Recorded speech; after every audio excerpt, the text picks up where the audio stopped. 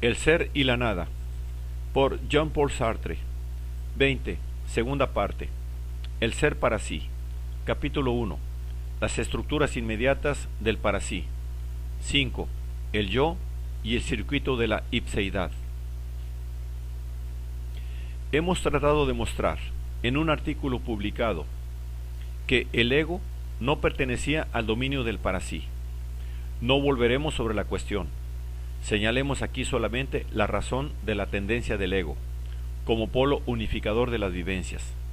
El ego es en sí, no para sí. Si fuera de la conciencia, en efecto, sería por sí mismo su propio fundamento en la traslucidez de lo inmediato. Pero entonces es lo que no sería, y no sería lo que sería, lo que no es en absoluto el modo del ser del yo. En efecto, mi conciencia del yo no lo agota jamás, y tampoco es ella quien lo hace venir a la existencia. El yo se da siempre como habiendo sido, allí, antes que ella, y a la vez como poseedor de profundidad, que han de develarse poco a poco.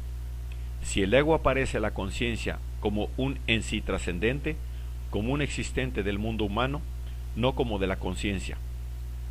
Pero ha de concluirse que el para sí sea una pura y simple contemplación impersonal. Simplemente, lejos de ser el ego el polo personalizante de una conciencia que sin él permanecería en el estadio impersonal, es, al contrario, la conciencia de su ipseidad fundamental quien permite la aparición del ego, en ciertas condiciones, como el fenómeno trascendente de esa ipseidad. En efecto, hemos visto que es imposible decir del en sí que es sí, simplemente es. Y en este sentido, del yo, del cual se ha hecho muy erróneamente el habitante de la conciencia, se dirá que es el yo de la conciencia, pero no que sea su propio sí.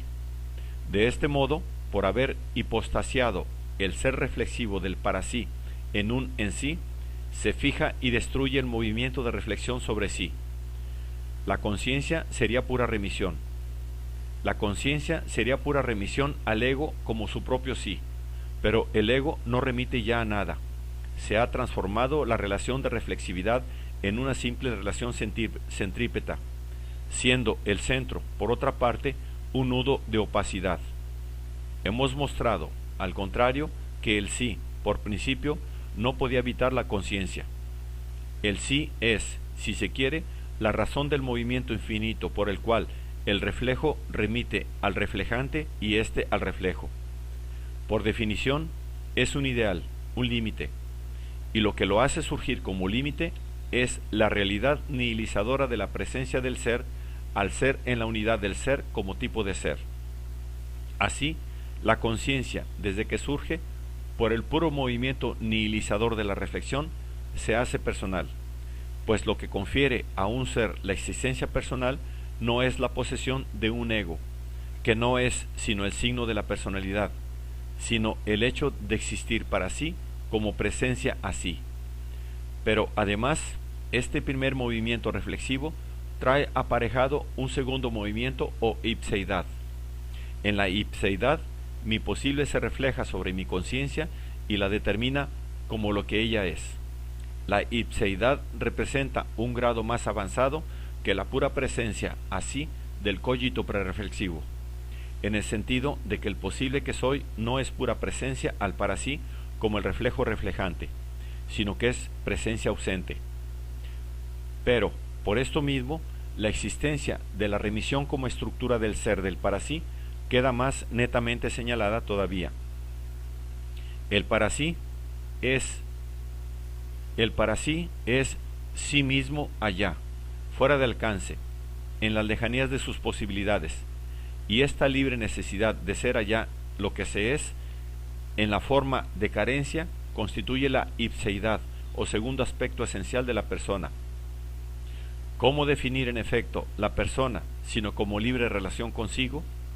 En cuanto al mundo, es decir, la totalidad de los seres, en tanto que existen en el interior del circuito de ipseidad, no podría ser sino aquello que la realidad humana trasciende hacia sí, o, para tomar la definición de Heidegger, aquello a partir de lo cual la realidad humana se hace anunciar lo que ella es.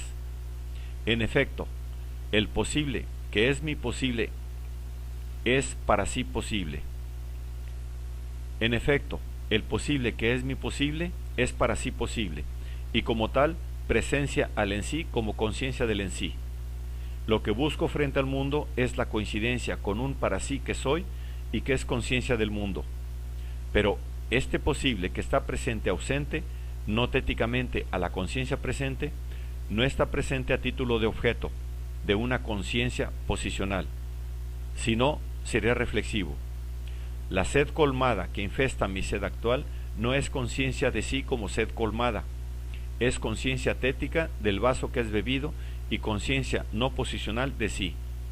Se hace, pues, trascender hacia el vaso del cual es conciencia, y como correlato de esta conciencia posible no tética, el vaso bebido infesta al vaso pleno como su posible, y lo constituye como vaso para beber. Así el mundo, por naturaleza, es mío en tanto que es correlato en sí de la nada, es decir, del obstáculo necesario allende el cual me reencuentro como lo que soy, en la forma de tener que serlo. Sin el mundo no hay ipseidad ni persona. Sin la ipseidad, sin la persona, no hay mundo. Pero esta pertenencia del mundo a la persona no es jamás puesta en el plano del cogito prereflexivo. Sería absurdo decir que el mundo, en tanto que es conocido como mío. Empero, esta miidad del mundo es una estructura fugitiva y siempre presente vivida por mí. El mundo es mío porque está infestado por posibles de los cuales son conciencias las conciencias posibles de sí que soy yo, y esos posibles, en tanto que tales, le dan su unidad y su sentido de mundo. El examen de las conductas negativas y de la mala fe nos ha permitido abordar el estudio ontológico del cogito, y el ser del cogito se nos ha aparecido como siendo el ser para sí. Este ser se ha trascendido ante nuestra mirada hacia el valor y los posibles. No hemos podido contenerlo en los límites sustancialistas de la instantaneidad del cogito cartesiano, pero precisamente por eso no podemos contentarnos con los resultados que acabamos de obtener.